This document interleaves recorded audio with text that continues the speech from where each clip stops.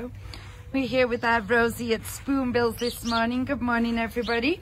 So Tracy Aviary, of course, is still closed to the public, but as you know from videos we've done previously, we're still taking our birds out every day.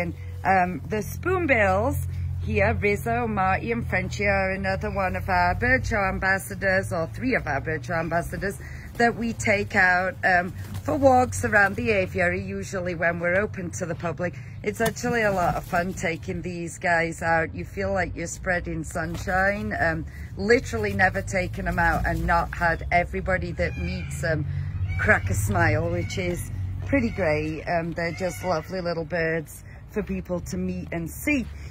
So Rosie at Spoonbills, that's what these guys are wetlands wading bird. They're tropical wetlands, so they're found in Central and South America and Gulf Coast of the United States. I'm going to have a challenge on my hands trying to walk, talk and video these three little nuggets. But one of the things that pretty much always happens when we have these guys out, especially if they're flying around, they go up high when they're flying around, so you just see these pink birds cruising around. If it's against a blue sky, it's quite the most beautiful thing you've ever seen. But of course they get confused with flamingos, so a lot of the time people think flamingos have taken to the skies, just like this. They just took off. So what we did was teach our Spoonbills, I lost them in the air, there they are, to land back in our bird show theatre when they go and fly, which you can see these guys are doing very well right now. So we let them go fly whenever the mood hits them, and then the agreement that we've made with them is we'll meet them back in the bird show theatre. So that's what we do. Sometimes if we're at the other side of the park, it means a long-winded run from one side of the aviary to the other to meet them over here. But they're rock solid about coming on back to the theatre, which is really good for us. We know where they're going to land. It gives us a lot of confidence in just letting them take off and fly whenever they get the urge.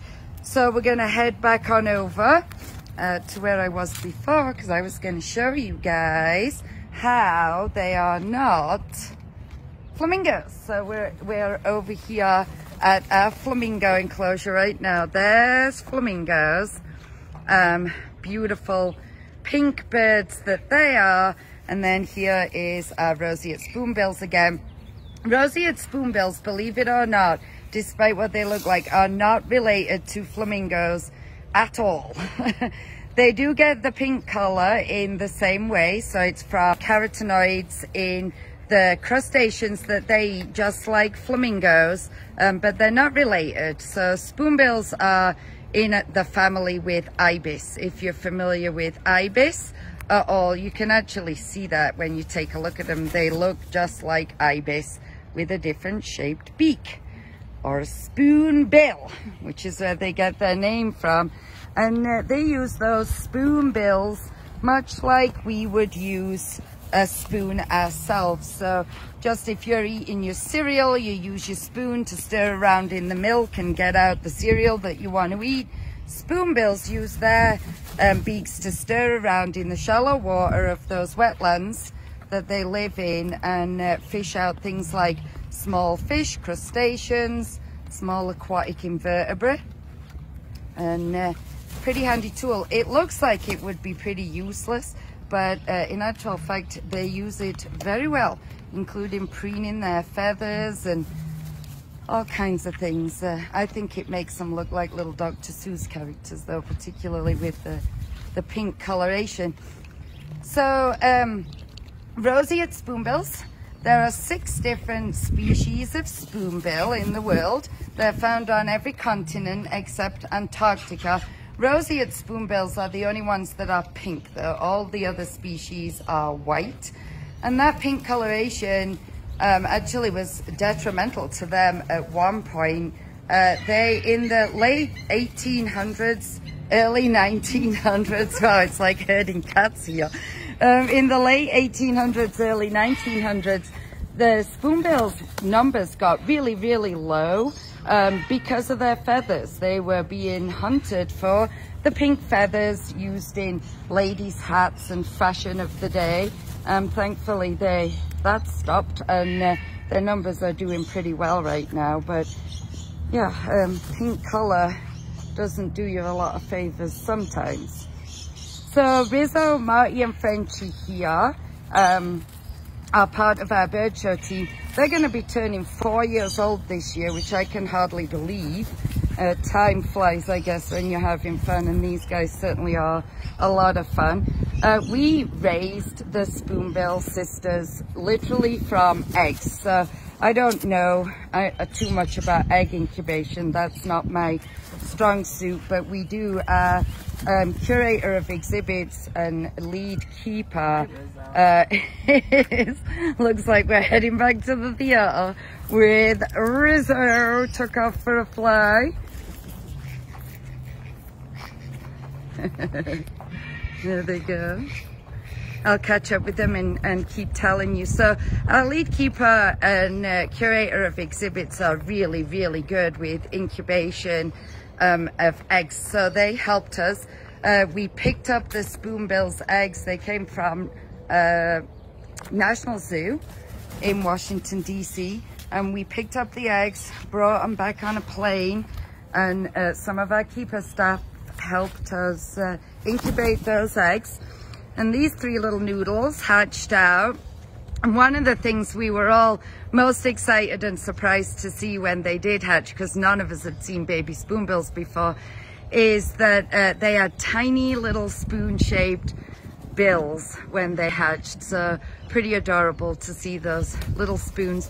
Spoonbills are altricial when they hatch, which means they're pretty helpless and defenseless. So we had to hand raise these guys and feed them ourselves 5-6 times a day when they were little, slowly weaning off, and spent a lot of time with them, gradually graduating once they could to walking around with us like this. And now they walk around with us every day. They are such comical little creatures and such social little creatures as well. They're really great meeting guests, including little kids. Some of our birds are a little wary of the little ones. They move fast and are loud and unpredictable, so they can be a little nerve-wracking, I think, for birds at times, but not the Spoonbills. They'll get right in the thick of a group of toddlers like they don't care, and just get right in there and have fun, creating smiles wherever they go. So, of course, I said their names at the beginning: Rizzo, Marty, and Frenchie. That's Rizzo, just hopscotching along there. And then Marty right here, and Frenchie bringing up the rear. And of course, if you're familiar with the movie Grease, you are familiar with those names. It's some of the pink ladies from the movie Grease. And what else were we going to call our pink ladies than Rizzo, Marty, and Frenchie, walking along very nicely. Yeah, finally. There's such a lot of fun to have out and bring out on walks. It's a beautiful morning here at the aviary. We're going to continue on our walk here with Rizzo, Marty, and Frenchie, our Rosie at Spoonbills. And we're really looking forward to having guests back at the aviary to enjoy these beautiful birds right along with us. But in the meantime, I hope you enjoyed this little sneak peek of our pink ladies going out for a morning walk and fly and giving us our exercise and bringing smiles wherever they go.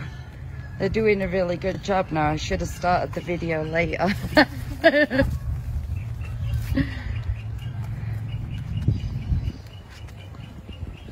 Carry on a little video of them walking. You can enjoy that. Maybe I'll see if they'll come on over for a close-up. There you go. Good job, you girls. All right, take care, everybody. We're going to carry on our walk with the Spoonbills, and we'll see you next time.